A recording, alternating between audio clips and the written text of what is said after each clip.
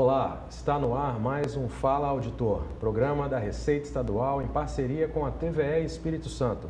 No episódio de hoje recebemos um convidado bem conhecido do grande público, o auditor fiscal da Receita Federal, Mário Demarco, que ganhou notoriedade nacional com o reality Aeroporto Área Restrita, que mostra o trabalho de combate ao contrabando, ao tráfico e a outras irregularidades nas fronteiras aéreas do nosso país.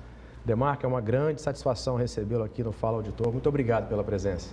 Prazer, Thiago. Prazer estar aqui no Espírito Santo, em Vitória, e muito obrigado pelo convite. Acho que é sempre um prazer ter a oportunidade de falar um pouco mais do nosso trabalho para as pessoas. Maravilha. Inclusive um trabalho em dose dupla, né? No seu caso, como auditor e também apresentador desse reality show, junto com uma equipe vasta, tenho certeza, de colegas. E ganharam notoriedade nacional, viraram celebridades. Como que é lidar com isso no dia a dia de trabalho e também na vida pessoal? Celebridade acho que é um pouquinho forte, não é a nossa intenção, mas entendo a colocação. As pessoas reconhecem e, na verdade, é muito gratificante porque o que a gente mostra lá é o trabalho. Então, assim, eu tenho um pouquinho mais de idade já e até a participação no programa, ninguém me parava na rua para me felicitar. Então, assim, eu tenho plena noção que o que é felicitado, o que é abordado, é a qualidade do trabalho que é entregado, é a dedicação de cada um, é levar o estado, as necessidades a sério. Então, assim, isso é muito gratificante, de você desenvolver uma função com amor, com paixão, pensando no bem-estar das pessoas, no desenvolvimento do país, isso ser reconhecido. Então, isso é muito gratificante. Posso acreditar que sim, especialmente pelas crianças, né? Sim, sim. E é curioso isso, né, Demarco? É bem comum, a gente recebe no aeroporto, a gente tem a visita, fala especificamente do aeroporto, mas em toda a Receita Federal, a gente tem dias específicos para visita, e a gente começou a receber muita convite para dar palestra em colégio. Então você vai em criança pequena e eles sabem, interagem, é bem interessante, a gente muda um pouco aquela visão. Eu acho que é muito importante em termos sociais também, porque você começa a dar noção de responsabilidade fiscal, de arrecadar, mas também de fiscalizar para onde vai essa arrecadação, porque na verdade é o dinheiro das pessoas que você pega uma parte para reinvestir para as pessoas. Então toda essa parte de dar uma educação, de dar uma noção desde cedo para as pessoas das suas responsabilidades, mas dos seus direitos civis, eu também acho muito importante. Importantíssimo. Falando um pouquinho sobre educação, a gente tem aqui no estado um programa de educação fiscal, inclusive de vez em quando troco figurinhas com colegas da Receita Federal, que também tem um programa de educação fiscal a nível federal. Então, realmente é muito importante. E quanto mais cedo as crianças identificam essa importância socioeconômica dos tributos, melhor. Bom, mas uma dúvida minha, Tiago, acredito também que de vários telespectadores, é como que é feita a seleção, Demarco, dos passageiros? Há algum critério pessoal de vocês, no olhar do auditor, alguma ferramenta tecnológica? Enfim, como é que funciona isso para vocês selecionarem ali os passageiros que passarão pela vistoria mais de perto ali de vocês? Muito boa essa pergunta, Thiago, que a gente já pode esclarecer e tirar alguns mitos que existem. O primeiro, você ser selecionado para fiscalização não é demérito algum. É um trabalho normal no mundo inteiro. E quando você é selecionado é porque quer se observar alguma coisa, se existe algum risco ou não. Na verdade, o que existe é uma análise de risco não para selecionar pessoas, para liberar pessoas. Então, a gente tem um sistema com diversas informações que ele faz o cruzamento de vários dados. E quando aquele cruzamento de dados aponta a tendência a uma viagem normal, não existe seleção. Agora, quando aquele cruzamento de dados não é apto o suficiente para entender todo o contexto da viagem, ele indica num ranking para quem está fiscalizando qual é a necessidade de observar. Então, na verdade, quando o passageiro é parado para vistoriar, existe uma análise prévia e alguma coisa ali não pareceu fazer sentido. Então, você para o passageiro, observa as bagagens dele, conversa com ele para entender se está fazendo sentido ou não. Outro ponto importante também é que é dividido. Então, existe uma equipe responsável por fazer essa análise de risco. Existe uma equipe responsável por fazer a seleção daquele passageiro e existe uma equipe responsável por fazer a vistoria. Então, assim, é impossível você ter essa pessoalidade, porque são três equipes diferentes que fazem todo esse processo de fiscalização. Então, se você tem alguém aqui que não gosta do Tiago e quer fiscalizar ele, o máximo que ele poderia, vamos supor que não existe tempo, ele poderia indicar analista, mas se vai selecionar não vai ser mais a mesma pessoa e se vai vistoriar não vai ser mais a mesma pessoa. Então você não consegue dar essa pessoalidade, essa coisa de perseguir porque ele não gostou de mim, isso não existe. E mais um detalhe importante, toda a área de fiscalização é filmada em áudio e vídeo. Então, tudo que acontece lá está registrado. É tudo bem claro e transparente. O trabalho que é feito lá, ele é aberto para ser questionado, para ser observado. Então, assim, é um trabalho focado realmente na questão institucional. Não tem nada pessoal lá. Perfeito. Bom, mas eu acho que você deve ter presenciado ali uma série de situações, talvez inusitadas, curiosas. Principal porta de entrada do país, né? Vocês trabalham ali, Guarulhos, talvez em outros grandes aeroportos aqui do nosso país também. Tem alguma situação aí que você gostaria de destacar, algo que te chamou a atenção, que você possa aqui compartilhar conosco aqui do Fala Auditor? Tem uma situação em termos de fiscalização que me chamou muito a atenção, é sobre o aeroporto, mas não é sobre passageiro. A gente teve uma operação em relação ao garimpo ilegal, uma grande operação uns 3 anos atrás, e quando a gente começou a fazer os levantamentos, chamou muita atenção que o Brasil exporta mais ouro do que produz. Não parece fazer muito sentido como é que você exporta algo se você produz menos do que você exporta.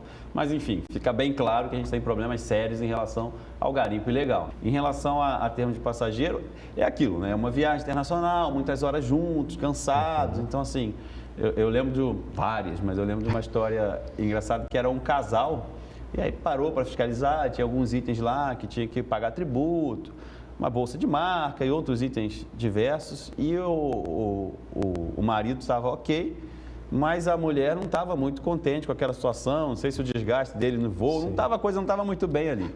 Eu sei que ele virou para a gente e falou, olha, não tem problema nenhum, eu pago o tributo necessário, só por favor, pede para ela ficar longe de mim, porque eu não consigo fazer as duas coisas juntos, assim eu tenho um pouco de paz. Foi diferente, porque assim, a gente não tem nada a ver com a questão do casal, mas eles estavam ali no desgaste, muitas horas de voo, e foi diferente essa questão. Realmente, o cara queria pagar qualquer coisa, mas para se ver livre ela daquela parar de falar ali no ouvido dele.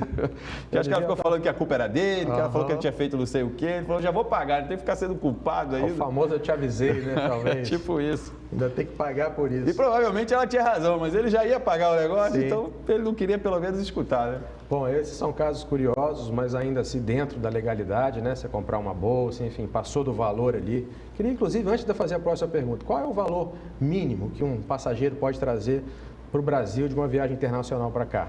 Olha, desde que ele tenha capacidade financeira e a circunstância da viagem seja de acordo com aquilo, ele pode trazer qualquer coisa. Ok. Qualquer coisa, obviamente, dentro da legislação, mas eu estou falando em relação a valor. Valores. O que existe é uma cota de $1.000 que ele não paga tributo. Ok. Então, até $1.000 você não paga nenhum tributo, é uma cota pessoal de isenção de cada um. Acima de $1.000 você paga um tributo 50% do que você trouxe. Mas existem itens específicos. Então, você está viajando e você necessitou de algo para a viagem. O seu paletó, por exemplo, você foi apresentar o seu programa lá fora e aí você saiu só com a sua mochila, não levou paletó, não levou nada, comprou um paletó lá para apresentar o seu programa lá. Você utilizou a sua circunstância da viagem, teve essa necessidade. Esse paletó seu não vai entrar na cota de $1.000. Vai entrar na cota de $1.000, você comprou uma bicicleta, que você gosta muito de bicicleta, você quer usar aqui no Brasil, você tem todo o direito. Entra na sua cota de $1.000. O seu celular estava desgastado, você viu uma oportunidade boa lá, não vou comprar outro celular para usar no Brasil, porque você tem o seu celular lá, entra na cota. Então, assim, dando uma explicação rápida, a questão é, você necessitou utilizar lá? É isento. Você comprou porque você quer trazer para você?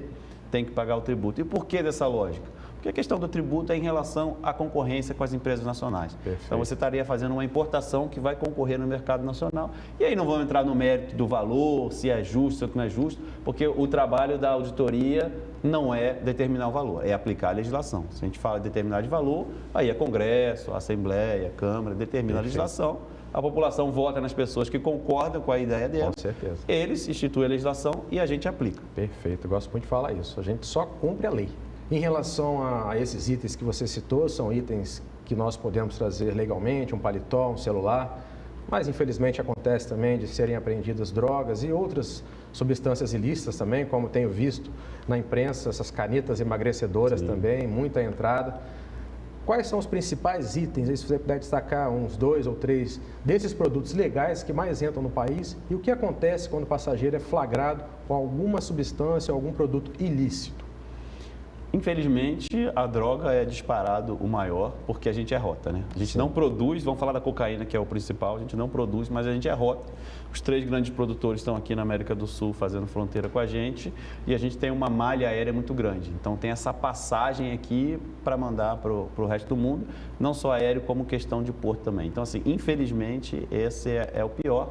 Mas você citou das canetas emagrecedoras também, e aí tem produtos de momento. Queria aproveitar também o espaço e fazer um alerta para o pessoal para tomar muito cuidado, porque a gente sabe que é bem comum o pessoal trazer o princípio ativo, a caneta, de um jeito escondido, Sim. Às vezes por via terrestre de país vizinho, às vezes lá de fora, mas quando você compra, já me abordaram na rua perguntando, tá, tem gente vendendo na academia, devo comprar, você não tem garantia nenhuma do que é aquilo. Então, assim, às vezes porque tem uma diferença de preço, cresce o olho, vou economizar, mas assim, economizar com a sua saúde não faz bem, não é inteligente. Então, assim, não vale a pena brincar com a saúde. É o mais importante e é o que você tem de mais precioso. Se você tem um problema de saúde, nada mais importa. Acho que não vale a pena economizar um pouco. Acho que fica a dica aí de prestar bastante atenção nisso. Não poderia concordar mais contigo, Demarco. Infelizmente, nosso tempo não é muito extenso aqui no Fala Auditor. Vamos para a nossa última pergunta. Aproveitar também essa dica que você deu em relação aí e mais umas dicas também para os nossos passageiros, para aqueles produtos que podem e o que não podem ser levados ou trazidos em linhas gerais. Porque às vezes há muitas dúvidas, eu posso levar um desodorante grande, não posso, um perfume, celular. O que você destacaria em relação aos principais produtos para que a gente possa ir numa viagem tranquilamente e retornar também? Para a gente ir numa viagem tranquila, o principal ponto é, hoje a internet é muito fácil de ter acesso, então assim, pesquisa antes, você põe lá no... Hoje tem a inteligência artificial que você não precisa nem escrever direito a pesquisa, você já põe lá, ela te lista tudo. Mas esse exemplo que você deu aí, existe a questão da segurança de voo, então o desodorante, o tamanho do frasco de desodorante, isso é segurança de voo. A partir de 100 ml, menos de 100 ml, então assim, acima de 100 ml, põe na mala despachada. Em geral, tem um limite maior para voo internacional, menor nacional, varia. Põe na mala despachada, até 100 ml na sua bagagem de mão já é uma coisa mais segura. Em relação a produtos, acho que assim, existe a questão tributária que eu expliquei aqui e existe a questão médica. Então, a dica que eu daria em relação a remédio, principalmente, medicamento, dá uma olhada na legislação do país que você está indo. Porque tem medicamento que é autorizado no local e não é autorizado no outro. Então, acho que em relação à segurança, vale a pena, porque você pode chegar no outro país e estar levando um medicamento que você toma, por exemplo, para dor e está muito acostumado, e lá pode ser considerado um medicamento proibido. Já aconteceu o caso, tem países que são mais restritos, tipo a Rússia. Então, assim, eu acho que para ter uma segurança, dá uma pesquisada antes, que eu acho que é mais seguro. Eu vi outro dia, Demarco, uma brasileira, não tem muito tempo, acho que ela foi barrada nos Estados Unidos, porque estava com um remédio que ela era acostumada a tomar, mas que aqui no Brasil era autorizado e lá não era. Lá não era. Eu acho que ela teve que voltar, se eu não estou... Enfim, ela teve algum problema grave lá. Essa ainda voltou. Tem o caso da Rússia famoso do rapaz que ficou preso alguns anos. Ficou preso, é verdade. Ainda ficou pode preso alguns anos. E nem dele era. Importante também. Levar as coisas para os outros, leva aquilo que você conhece, aquilo que você... Perfeito. Quebra esse galho para mim, é um negócio no saco. Não leva o que você não conhece, de quem você não conhece, do amigo, do primo de um parente. As pessoas, em geral, não são tão generosas assim de ficar dando coisas para os outros. Então, assim, tudo que é muito fácil, muito... desconfia, preza pela segurança. Eu acho que, assim, são as principais dicas do voo tranquilo. Essa dica é muito importante. Demarco, muito obrigado pela presença. Prazer. Foi uma conversa curta, mas muito enriquecedora. Parabéns pelo trabalho de todos nós auditores que trabalhamos com a questão tributária. A gente sabe o quão difícil é e quanto mais desmistificado, né, ficar tudo que envolve o nosso trabalho, melhor. Então, muito obrigado. Agradeço também em nome do nosso secretário Benício, todos os auditores aqui do Espírito Santo. Aproveitem aí o restinho de tempo que você tem aqui em Vitória.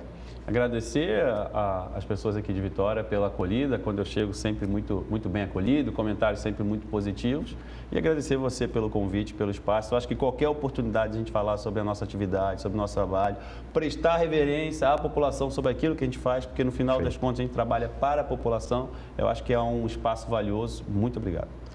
Bom, a caneca é um presente do programa para você, quem sabe aí um novo convite para que possa voltar e conversar sobre outros assuntos aqui, porque tenho certeza que você deve ter muita história para contar para a gente que tem vivido lá no seu programa. Parabéns, sucesso, e a você que nos acompanha, continuem ligados no Fala Auditor. Abraço e até a próxima.